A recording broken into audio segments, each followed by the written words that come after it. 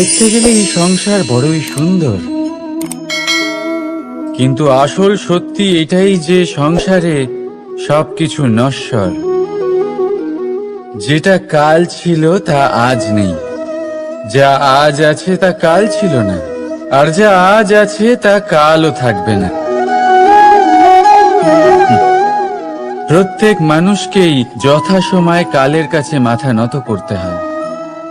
এই রূপের বিনাশ করে বার্ধক্য, প্রাণের বিনাশ করে মৃত্যু, আলস্য, ঈর্ষা ধর্মের বিনাশ করে, আর ক্রোধ বিনাশ করে সম্পর্কের। কিন্তু এরকম একটা অনুভূতি আছে যা একাই সমস্ত গুণ বিনাশ করতে সক্ষম হয়, আর সেটা হলো অহংকার। তাই জ্ঞানকে নিজের কাছে আসতে দিন, কিন্তু অহংকারকে কখনোই নয়।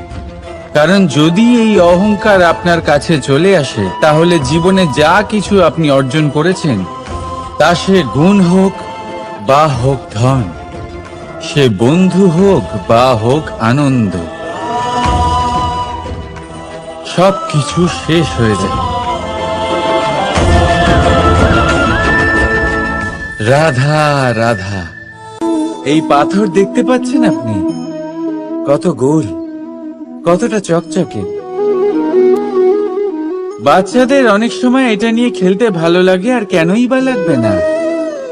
কতটা সুন্দর আর মসৃণ এটা। কিন্তু আপনি কি কখনো ভেবে দেখেছেন এই পাথর আগে কি ছিল? কোনো বিশাল আকার পর্বত, কোনো বিশাল আকার পাথরের একটা বড় ভেঙে যাওয়া অংশ বিশেষ, যেটা কোনোভাবে নদীতে পড়ে নদীর ধারার সাথে বইতে থাকলো, মাটির সাথে ঘর্ষণ হলো, বালির কণার সাথে ঘর্ষণ হতে থাকলো, আর তারপর ধীরে ধীরে এই আকার পেল। এবার আমরাও এই পাথরের মতোই। তাই মনে রাখবেন, আপনার ব্যক্তিত্ব, আপনার এই স্বরূপ ঈশ্বরের দেওয়া কখনোই নয়। হ্যাঁ, প্রকৃতি অবশ্যই আপনাকে জন্ম দিয়েছেন, কিন্তু আপনি নিজে নিজের ব্যক্তিত্বের রচয়িতা, আর আপনি তা রচনা করেন কঠিন পরিস্থিতির মুখোমুখি হয়ে, সংকটের ধারা পার করে। তাই আপনিও এই পাথরের মতো নিরন্তর চেষ্টা করতে থাকুন, নিজের অস্তিত্ব বজায় রাখুন, এই অস্তিত্বকে মহান করতে থাকুন, আর আমার সাথে ভালোবেসে বলুন রাধা রাধা। বর্ষাকালে যখন ভয়ানক বৃষ্টি হয়, তীব্র গতিতে যখন হাওয়া চলে, তখন আপনি নিশ্চয়ই দেখেছেন কুটো জোগাড় করে তাদের বাসা বানিয়ে ফেলে। নিজের সংসার সেই রকমই বানিয়ে দেয় যেমন আগে ছিল। এমন কেন? কারণ এই ঝড়ের তাণ্ডবের সাথে সেই পাখিদের কোনো বোঝাপড়া করারই নেই। তারা শুধু সেটাই করতে থাকে যেটা তাদের হাতে আছে, আর সেটাই হলো, আর এটাই হলো সুখী জীবনের মূল মন্ত্র। যেটা আপনার হাতে নেই তা নিয়ে বিলাপ করে আপনার কোনো লাভ হবে না। মনোসংযোগ তাতেই করুন যা আপনার হাতে রয়েছে।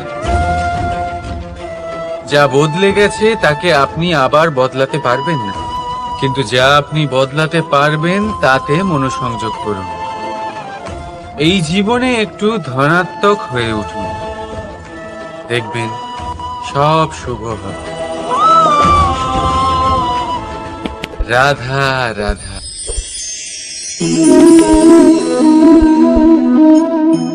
ছোটবেলায় একটা জিনিস আমি কখনো বুঝে উঠতে পারিনি। আমি সবসময় আশ্চর্য হয়ে থাকতাম যে এটা কি করে সম্ভব হতে পারে। ব্যাপারটা ছিল এরকম, আমি আমাদের গোয়াল ঘরে দেখতাম ভিন্ন ভিন্ন রং রূপের গাভী। কারোর রং কালো তো কারোর রং সাদা, কেউ খয়েরি তো কারোর রং বাদামি। এবার আমি দেখতাম কারোর কারোর শিং বড়, তো কারোর এত ছোট যে দেখাই যায় না। কোনো গাভী আকারে ছোট ছিল তো কেউ একটু বড়, কিন্তু যখন সেই সব গাভী দুধ দিত তখন আমি দেখতাম সেই সব দুধ সমান, রং সমান, স্বাদ সমান, গুণও সমান, আর সমান পুষ্টিও। এবার আমি এটা বুঝতে পারতাম না। আমার দৃষ্টিতে তো সমস্ত গাভী আলাদা আলাদা ছিল। আমি ভাবলাম আমি মাকে জিজ্ঞেস করি। মাকে জিজ্ঞেস করলাম। মা আমাকে বললেন, কানাই, রং রূপ পাল্টালেও গাভীদের বাস্তবিকতা তো পাল্টায় না। গাভী তো গাভীই থাকবে। এবার আমি এটা বুঝতে পারি না যে মানুষ এটা আত্মসাৎ কেন করতে পারে না। দেখুন, রং, রূপ, জাত, ধর্ম, ভাষা, এই সবের উপরে হলো মনুষ্যত্ব। আর মনুষ্যত্বের একটাই ধর্ম, আর সেটা হলো প্রেম। তাই এই প্রেম আপনি সকলের সাথে ভাগ করে নিন, প্রেমের সাথে সকলের সেবা করুন। এই মনুষ্যত্বর অমৃত চেখে দেখুন, আর আপনি বুঝে যাবেন যে আমরা কেউ আলাদা আলাদা নই, আমরা সবাই সমান। রাধা রাধা। সাগর, কত বিশাল হয় এই সাগর! কি না করতে পারে এই সাগর! এক মুহূর্তের মধ্যে সব ধ্বংস করে দিতে পারে, প্রলয় ডেকে আনতে পারে, সংসার মুছে ফেলতে পারে। এই সাগর জীবন জ্যোতি নিভিয়ে দিতে পারে। কিন্তু এই সাগর যা মেটাতে পারে না তা হলো একজন তৃষ্ণার্তের তৃষ্ণা। অন্যদিকে এই ঘোড়া, যা এতটাই ছোট যে গোপিনীরা একসঙ্গে অনেকগুলো নিয়ে চলতে পারে, কিন্তু এই ছোট ঘোড়া অনেকের তৃষ্ণা মেটাতে পারে। এবার বলুন, জল সাগরেও আছে, আবার এই ঘোড়াতেও। তাহলে পার্থক্য কোথায়?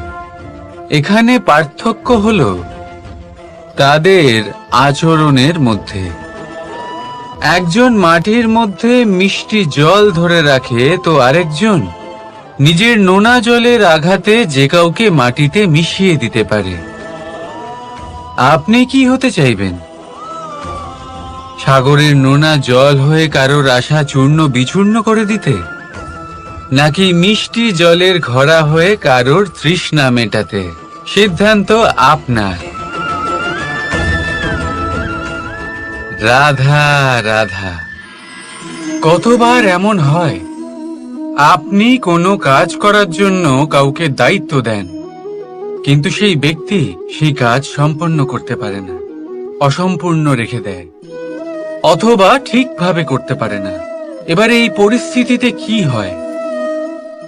আপনি ক্রুদ্ধ হয়ে যান, তার উপরে আপনি রেগে যান, তাকে তিরস্কার করেন, আর তারপরে সেই কাজ সম্পন্ন করতে আপনি নিজেকেই নিযুক্ত করেন, আর শেষ পর্যন্ত সেই কাজ সম্পন্ন হয়েই যায়। এবার এই বিষয়ে সমস্যা সেই ব্যক্তির চেষ্টায় নয়, সমস্যা আপনি যে সেই ব্যক্তিকে ভরসা করলেন তার ছিল। আমরা অন্যের প্রতি ভরসা করাকে প্রথম পদক্ষেপ বানিয়ে, আর নিজের উপরে বিশ্বাসকে শেষ সম্বল। কিন্তু তার বদলে এটাই হওয়া উচিত যে নিজের উপরে ভরসাকে আমরা প্রথম পদক্ষেপ বানাই, তাকে নিজের সহায় মানতে হবে। যদি আপনি এমন করেন তাহলে পরিণাম আরো সুখকর, আরো আনন্দদায়ক হবে। তাই মনে রাখবেন, এই সংসারে আপনার সব থেকে বড় ভরসা আর কেউ নেই। এই সংসারে আপনার সব থেকে বড় রক্ষাকর্তা আর কেউ নেই, বরং আপনি নিজেই। রাধা রাধা। আসুন আপনাকে একটা প্রশ্ন করছি, সোনা আর লোহার মধ্যে তফাৎ কি? এবার বেশিরভাগ লোকের উত্তর এটাই হবে যে সোনা বহুমূল্য, সোনার মূল্য লোহার থেকে অনেক বেশি। এটা ঠিক, কিন্তু আমাদের এটা ভোলা ঠিক হবে না যে সোনা আমাদের সাজগোজের কাজে লাগে, আমাদের আরো বেশি সুন্দর দেখায়। অন্যদিকে লোহা সেই সৈনিকদের ঢাল ও তলোয়ার হয়ে তাদের রক্ষা করে যারা আমাদের প্রাণকে রক্ষা করেন। এই সৈনিক না থাকলে আমাদের প্রাণও থাকবে না। এবারে বলুন, সোনার মূল্য বেশি হওয়াতে কি লোহার মূল্য কমে যায়? কখনোই নয়। ঠিক সেইভাবে এই জীবনে আপনি যতই চেষ্টা করুন, কিছু না কিছু এমন থেকে যাবে যা আপনি কখনোই পাবেন না, আর সেই কারণে নিজেকে অক্ষম মনে করা অনুচিত। হতে পারে আপনার কাছে সেই গুণ আছে যেটা সংসারে আর কারোর কাছে নেই। সেই গুণটাকে চিনুন, সেটাকে বাড়ান আর সেটাকে ব্যবহার করুন। তাই মনে রাখবেন, সংসারে প্রত্যেকটা ব্যক্তি বিশেষ হয়, আর এই সংসারে সবাই সবকিছু পায় না। নিজেই দেখে নিন, সোনাকে যে দোকানে সাজিয়ে রাখা হয় সেই দোকানের তালা লোহা দিয়ে তৈরি হয়। রাধা রাধা। সংসারে সব থেকে বেশি দামি কি, সব থেকে বেশি মূল্যবান কি? কেউ বলবে সোনা। এর সমস্ত ধন খরচ করেও একটা জিনিস আমরা কিনতে পারবো না, আর তা হলো একটা মুহূর্ত। কি হলো? সত্যি সামনে এসে গেল।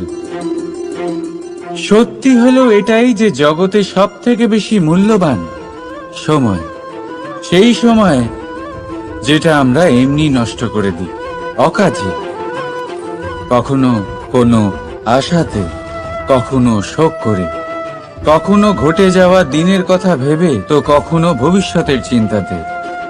এই সময়ের সদ্ব্যবহার আমাদের করা উচিত। এই সময়ের সদ্ব্যবহার করে আমাদের ধন অর্জন করা উচিত, মহান কাজ করা উচিত, আমাদের ব্যক্তিত্বকে উদার করা উচিত, ভালো কাজ করা উচিত, সকলের সাথে আনন্দ ভাগ করা উচিত।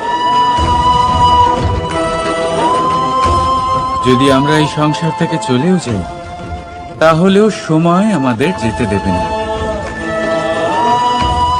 এখানেই স্থিত করে রাখবে, কারোর না কারোর জন্য প্রেরণা হয়ে, বা কারোর মুখে কৃতজ্ঞতার হাসি ফুটিয়ে। রাধা রাধা। সূর্য। এই সংসারে সব থেকে বেশি তেজস্বী এই সূর্য, সব থেকে বেশি উজ্জ্বল, সব থেকে বেশি শক্তিশালী। কিন্তু আপনি কি কখনো সূর্যোদয় দেখেছেন? এই শক্তিশালী সূর্য কিভাবে উদয় হয়? লাল রঙের আভার সাথে, সৌম্যতার সাথে, শান্তির সাথে উদয় হয়। কখনো সূর্যাস্ত দেখেছেন? সেই লাল রঙের আভা, সেই সৌম্যতা, সেই একই শান্তি। আর এটাই একজন মহান ব্যক্তিত্বের গুণ। যখন জীবনে উত্থান ঘটে তখনও অহংকার করেন না, সৌম্যতা বজায় রাখেন। আবার যখন জীবনে ক্ষতি হয় তখনও সৌম্যতা বজায় রাখেন। যদি আপনিও চান সূর্যের মতো আপনি সম্মান পাবেন, তাহলে সূর্যের মতন হন। যখন জীবনে আনন্দ আসে, কুশল আসে, তখন সীমা লঙ্ঘন করবেন না। যখন জীবনে দুঃখ আসে, কষ্ট আসে, বিনাশের পথে অগ্রসর হবেন না। সৌম্য থাকুন, শান্ত থাকুন, সূর্যের মতো চকচক করতে থাকুন। কারণ সব মুহূর্তের মতোই এটাও একটা মুহূর্ত। তাতে আপনি আনন্দ লাভ করুন বা পান দুঃখ, এই মুহূর্ত অবশ্যই চলে যাবে। রাধা, আপনি ওই কথাটা নিশ্চয়ই শুনেছেন, যখন ভগবান একটা দরজা বন্ধ করেন তখন অন্যদিকে অনেক দরজা খুলে দেন। এবার এই দরজা, এই সমস্ত পথ আমরা দেখতে পাই না, অনেক সময় আমরা বুঝতে পারি না, হারিয়ে যায় সব। কখনো কখনো মনে হয় যে এই কথাটাই মিথ্যে, কিন্তু আসলে তা তো নয়। তাহলে হারিয়ে যায় কেন? কারণ আমরা সময় নষ্ট করি এই দরজার দিকে তাকিয়ে থেকে। ভাবি এই বুঝি দরজা খুলবে, এবার দরজা খুলবে। অপেক্ষা করতে করতে আমরা অনেক সময় নষ্ট করে ফেলি। এত সময় নষ্ট করি যে আমরা দেখতে পাই না, খুঁজে পাই না সেই সমস্ত দরজা আর পথ যা আমাদের জন্য খোলা রয়েছে। যদি খুঁজেই না পাই তাহলে তা ব্যবহার করব কি করে? মনে রাখুন, ভগবান সব সময় আমাদের সাথে রয়েছেন, আমাদের সাহায্য করছেন। এই পথ সব সময় আছে, সর্বত্র আছে। দরকার রয়েছে শুধুমাত্র দৃষ্টির, দৃষ্টিভঙ্গি এবং ভাবনা। এই দৃষ্টিকে বিস্তৃত করুন, এই দৃষ্টিভঙ্গিকে ধন্যাত্মক করে তুলুন, আর এই ভাবনা, এর সীমা একটু বাড়িয়ে তুলুন। তারপর দেখবেন সব খুঁজে পাবেন। আসলে কি, এই যে ঈশ্বর, এই যে পরমাত্মা, তা আমাদের সাথে রয়েছে, আমাদের মনের মধ্যে রয়েছে। যিনি তাকে মন থেকে চাইবেন তিনি তাকে মনের মধ্যে অবশ্যই খুঁজে পাবেন। যদি উনি মন থেকে চান পথ খুঁজে পেতে, তাহলে তিনি অবশ্যই পথ খুঁজে পাবেন। তাহলে আসুন আমার সাথে ভালোবেসে বলুন, রাধা রাধা। ধর্ম, আমরা সকলে ধর্মের বিষয়ে কথা বলি, কখনো নিজের ধর্মের বিষয়, আর কখনো অন্যের ধর্মের বিষয়। কখনো আমরা অধর্ম দেখলে সেই বিষয়ে কথা বলি। অনেক রকম আলোচনা হয়, কিন্তু এই ধর্ম আসলে কি, সেটা কি কেউ বোঝে? যদি আমি আপনাকে উত্তর দিই, এই উত্তর সরল। ধর্ম হলো তাই যা মানুষকে অন্য মানুষের সাথে, সমস্ত বিশ্ব সংসারের সাথে আনন্দ সহকারে বাঁচতে শেখায়। সেই জন্য আপনি যদি কখনো কোনো ধর্মীয় স্থানে যান, সেই ধর্মীয় স্থানে গিয়ে আপনার শান্তির অনুভূতি হয়, তাই না? কিন্তু দেখুন, ধর্মের জ্ঞান থাকলেই সেই মানুষ ধর্মের পথে চলতে পারবে এমন কোনো কথা নেই। অনেক সময় সম্পর্কে যখন সংঘর্ষ বেড়ে যায়, তখন ইচ্ছের জন্ম হয়, ক্রোধের জন্ম হয়, অহংকারের জন্ম হয়, আর তারপর বিনাশ হয়ে যায় এই ধর্মের। সেই জন্য দ্বিতীয় সব থেকে গুরুত্বপূর্ণ গুণ যা আমার সারথীর মধ্যে থাকা উচিত, তা হলো ধর্মবীর হওয়া। এবার দেখতে হবে সেটাই যে কে হবে সেই ব্যক্তি যিনি এই স্বয়ম্বরে নিজের ধর্মে অটল থাকবেন।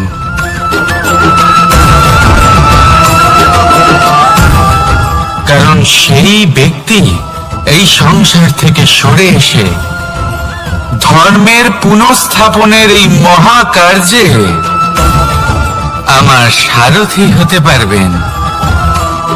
তাহলে আসুন আমার সাথে ভালোবেসে বলুন, রাধা রাধা। কর্ম, ধর্ম, জ্ঞান, এই তিন স্তরে অনেক মানুষ পৌঁছতে পারেন। অনেকে এই পরীক্ষা দিয়ে তাতে উত্তীর্ণ হয়ে যেতে পারেন, কিন্তু শিখরে পৌঁছে শাসন তিনিই করতে পারেন যার কাছে এই চতুর্থ গুণটিও থাকে, সমর্পণ। অত্যন্ত গুরুত্বপূর্ণ একটা গুণ এটা। এই সমর্পণ আসলে অত্যন্ত গুরুত্বপূর্ণ। পূর্ণ সমর্পণ দরকার নিজের লক্ষ্যের প্রতি, সমর্পণ নিজের কর্তব্যের প্রতি, সমর্পণ নিজের আত্মার থেকে নির্গত স্বরের প্রতি, সমর্পণ নিজের রথের প্রতি, অর্থাৎ আমার প্রতি। এবার এই পরীক্ষায় অত্যন্ত কঠিন এক বাঁক আসতে চলেছে, যেখানে সারথীকে সমর্পণের নিরিখে পরীক্ষা করা হবে, আর তাতে উত্তীর্ণ হওয়ার পরেই তার হাতে ধর্ম স্থাপনের রথের রাশ তুলে দেওয়া হবে। দেখা যাক কি হয়। ততক্ষণ আপনি প্রসন্ন থাকুন আর আমার সাথে ভালোবেসে বলুন, রাধা রাধা। মানুষ তার জীবনে শিক্ষা এবং প্রেম এই দুই লাভ করে তার মাতা, পিতা এবং গুরুর কাছ থেকে। কিন্তু মানুষ সবথেকে বেশি ভালোবাসে নিজের মাতাকে, কারণ মাতা খুব নির্মল চিত্তে ভালোবাসে, শান্ত মনে আমাদের অন্তরে শক্তির সঞ্চার করে থাকেন, আমাদের উৎসাহ দেন, বলশালী করে তোলেন। ব্যাপারটা কিন্তু এমন নয় যে আমরা নিজেদের বাবা বা গুরুকে ভালোবাসি না, তাদেরকেও আমরা অত্যন্ত ভালোবাসি, শুধু ওনাদের কঠোর ব্যবহার দেখলে আমরা একটু ভয় পেয়ে যাই। এবার ওনাদের এই কঠোর ব্যবহার আমাদের ভালো না লাগলেও অত্যন্ত আবশ্যক, কারণ মাতার থেকে আমরা যে শক্তি লাভ করি তা যেন নিয়ন্ত্রণ হারিয়ে বিধ্বংসী না হয়ে ওঠে, আমরা যেন কোনো কুপথে না চলে যাই, আমরা কখনো যেন দোষ না করে ফেলি। শুধু সেই জন্য পিতা এবং গুরু একটু কঠোর হয়ে ওঠেন, এবং ওনাদের এই কঠোর আচরণ ভবিষ্যতে গিয়ে আমরা অবশ্যই বুঝতে পারি। জীবনে কিছু বছর আমরা এগিয়ে যাই আর তারপর আমরা বুঝতে পারি যে বাবা এবং গুরু আমাদের যথেষ্ট ভালোবাসতেন, কিন্তু ওনাদের ভালোবাসার বহিঃপ্রকাশ আলাদা। প্রয়োজনীয় হলো এটা দেখার, এটা বোঝার যে শুরু থেকে আমাদের প্রতি ওনাদের আচরণ কেমন ছিল। ওনাদের কঠোর হওয়ার পেছনে ওনাদের ভালোবাসাটা বোঝার চেষ্টা করুন, ওনাদের চিন্তাটা বোঝার চেষ্টা করুন, ওনাদের পথপ্রদর্শনের আড়ালে আপনার ভবিষ্যতের জন্য যে পরিকল্পনা ওনারা করেছেন সেটা বোঝার চেষ্টা করুন। তখন আপনারা বুঝতে পারবেন ওনাদের ভালোবাসাকে। আপনার মনের মধ্যে আপনা থেকেই ওনাদের প্রতি সম্মান জেগে উঠবে। নিজের পিতা এবং নিজের গুরু এই দুজনের প্রতি কৃতজ্ঞতা প্রকাশ করুন আর আমার সাথে ভালোবেসে বলুন, রাধা রাধা। জীবন কিসের উপর নির্ভরশীল?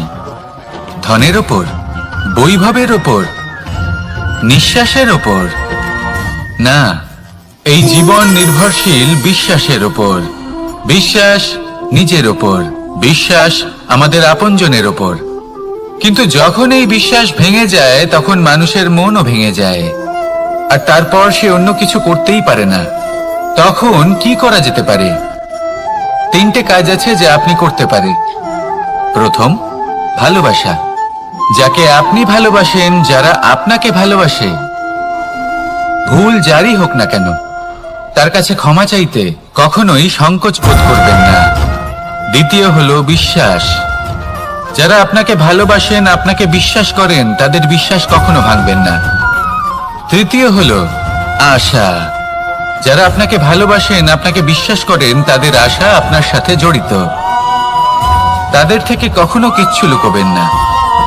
এই 3টে কাজ করুন আর এই জীবন সুপ্রসন্ন হয়ে বলবে, রাধা রাধা। মানুষের জীবনে 2 ধরনের আবেগ থাকে যা চিরকাল তার সাথে বসবাস করে। প্রথম, স্বপ্ন। দ্বিতীয়, অজুহাত। মানুষ হাজার হাজার স্বপ্ন দেখতে পারে। আমাকে এই কাজ করতে হবে, আমাকে ওখানে ঘুরতে যেতে হবে, আমার জীবনে এই অসম্ভব কাজ বাস্তবায়িত করে দেখাতে হবে, আদি ইত্যাদি। এবার ঠিক যেমন স্বপ্ন দেখেন, সেইভাবে অজুহাতও খুঁজে নিয়ে আসেন। আমি এই স্বপ্ন পূরণ করতে পারলাম না, কারণ আমাকে কেউ সাহায্যই করলো না, কারণ আমি দুর্বল হয়ে পড়েছিলাম, কারণ আমার কাছে সময়ই ছিল না, আদি ইত্যাদি। এবার সাফল্য এবং অসফলতার মাঝখানে এই ধরনের সংঘর্ষ হতে থাকে।